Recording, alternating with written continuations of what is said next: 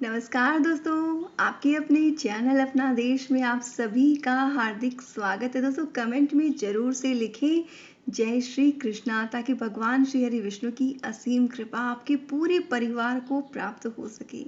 दोस्तों आज इस वीडियो में हम सुनने वाले हैं हल षष्ठी व्रत की कथा, जिसे गुजरात में राधन छठ के नाम से जाना जाता है। भाद्रपद महीने की कृष्ण पक्ष की षष्ठी को मनाया जाता है ये ललही छठ या कमर छठ का पर्व। दोस्तों इसे गुजरात और उत्तर भारत में विशेष तौर पर मनाया जाता है। पूजा विधि दोनों जगह की कुछ अलग अलग तरीके से भी होती है, लेकिन बेसिक नियम सेम ही होते हैं। इससे दोस्तों संतान की रक्षा होती है और संतान सुख की प्राप्ति होती है।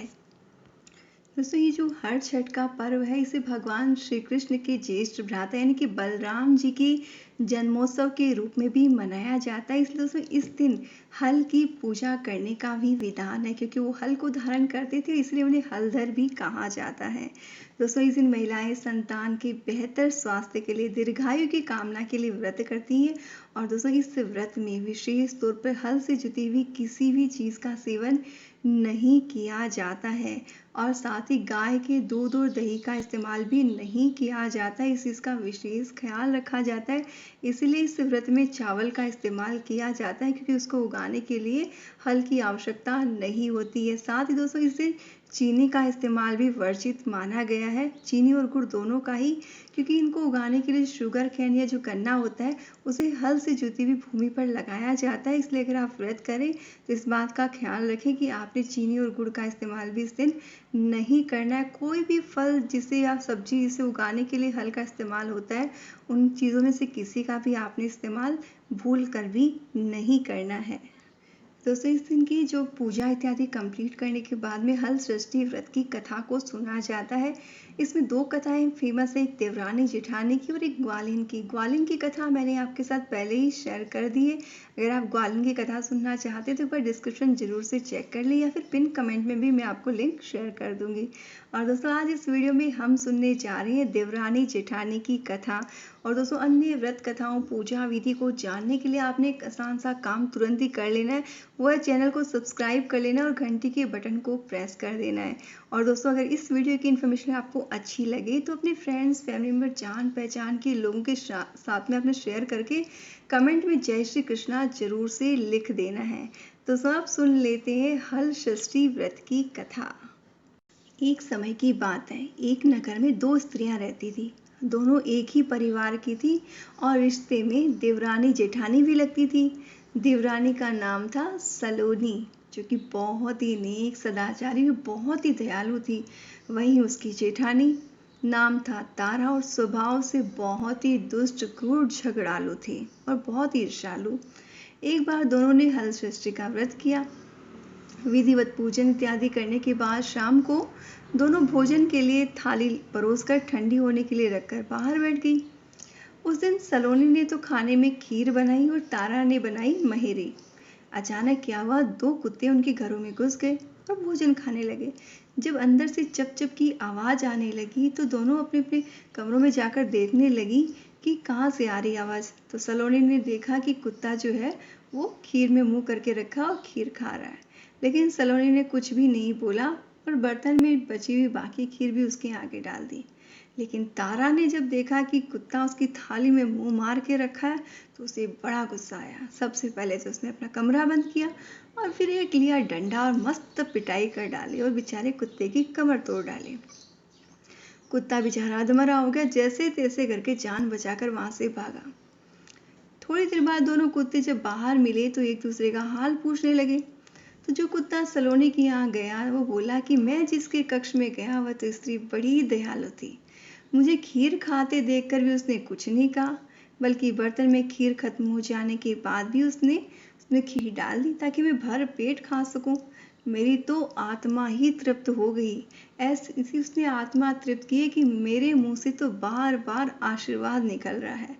मेरी तो ईश्वर से यही कामना है कि मेरे मरने के बाद मैं उसी का पुत्र बनूं और जीवन भर उसकी सेवा करके इस ऋण को चुकाता रहूं। जिस प्रकार उसने मेरी आत्मा को तृप्त किया है, उसी प्रकार मैं उसकी आत्मा को तृप्त करूं, उसे प्रसन्न रखूं। और अब तुम बताओ, तुम्हारे साथ क्या बीती? वैसे तुम्हारी दशा देखकर तो लग रहा है कि खूब पिटाई हुई है तुम्हारी। दूसरा कुत्ता बोला कि भाई, तुमने सही अनुमान लगाया है। आज से पहले मेरी ऐसी दुर्गति तो कभी नहीं हुई। पहले तो थाली में मुंह मारा तो जबड़ा ही हिल गया, फिर भी भूख से परेशान होकर मैंने 2-4 कोर सटक ही लिए। इतने में आ गई वो दुष्ट, कमरा बंद कर लिया और लिया डंडा और मुझे धो डाला और मेरी कमर तोड़ डाली। मैं तो ईश्वर से यही निवेदन करता हूँ कि अगले जन्म में मैं उसका पुत्र बनकर उससे बदला चुकाऊं। जैसे उसने मार मार कर मेरी कमर तोड़ी है, वैसे ही भीतरी मार से मैं उसका हृदय और कमर दोनों ही तोड़ डालूं। कहते हैं ना दोस्तों, बेजुबान की बददुआ बहुत बुरी होती है।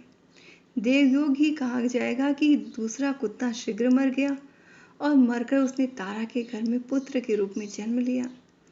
पुत्र रत्न पाकर रत्ना बहुत खुश हुई। पुत्र को लेकर उसने मन में बड़े बड़े मंसूबे भी बांध लिए। मगर दूसरे ही दिन जब वह घर में हलषष्ठी का पूजन कर रही थी तो वह लड़का मर गया। तारा की तो जैसे दुनिया ही उजड़ गई। दहाड़े मार मार कर रोने लगी, मगर किया क्या जा सकता था। जैसे जैसे उसने अपने सीने पर सब्र का पत्थर रख लिया। फिर तो हर वर्ष उसके लड़का होता और हलषष्ठी के दिन मर जाता।